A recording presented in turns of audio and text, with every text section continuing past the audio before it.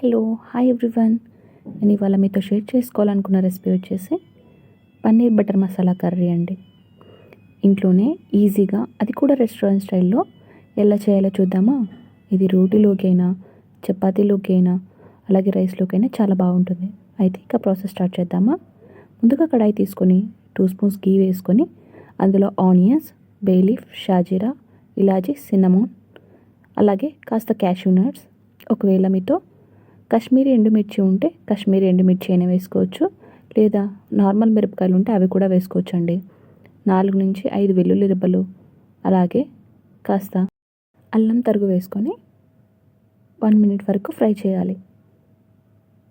తర్వాత 1 నుంచి 2 table spoon వరకు ధనియాలు, కాస్త మిరియాలు, అలాగే 2 నుంచి 3 వరకు లవంగాలు, అలాగే 1 టమాటో వేసుకొని 1 లేదా 2 నిమిషాల వరకు ఫ్రై చేసుకొని తగినన్ని వాటర్ వేసి వాటర్ మొత్తం ఇంకిపోయేంత వరకు కుక్ చేసుకోవాలి.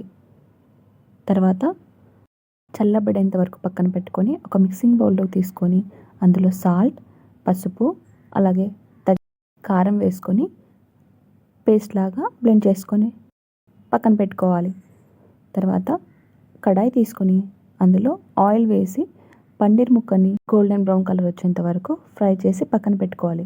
తర్వాత అదే కడాయిలో షాజీరా, దాల్చిన చెక్క, మిర్చి, అల్లం వెల్లుల్లి పేస్ట్, ఇలాచి, అలాగే క్లవ్, బటర్, ఘీ ఇవన్నీ వేసి తర్వాత మనం మిక్సీ పట్టి పెట్టుకున్న పేస్ట్ని వేసి కాసేపు ఫ్రై చేయాలి.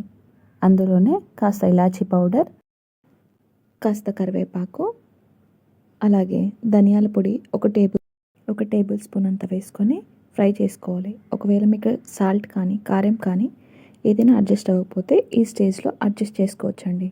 ఒకవేళ ఈ కన్సిస్టెన్సీ మీకు కనుక థిక్గా అనిపిస్తే ఈ స్టేజ్లోనే వాటర్ కూడా యాడ్ చేసుకొని కాస్త కసూరి మేతి వేసుకొని ఫ్రై చేసుకోవాలండి. ఒకవేళ మీ దగ్గర వైట్ పెప్పర్ పౌడర్ ఉంటే అది కూడా వేసుకోవచ్చు, లేదంటే స్కిప్ చేసేయండి. తర్వాత 3 నుంచి 4 వరకు పెరుపొడిని వేసుకొని, అలాగే చిల్లీ ఫ్లేక్స్ ఒకవేళ ఉంటే వేసుకోవచ్చు, లేదంటే స్కిప్ చేయొచ్చు. తర్వాత మనం ముందుగా ఫ్రై చేసి పెట్టుకున్న పన్నీర్ క్యూబ్స్ని వేసి మంచిగా కలిపి, ఒకవేళ మీ దగ్గర ఫ్రెష్ క్రీమ్ ఉంటే వేసుకోవచ్చు అండి, లేదంటే వదిలేసేయచ్చు.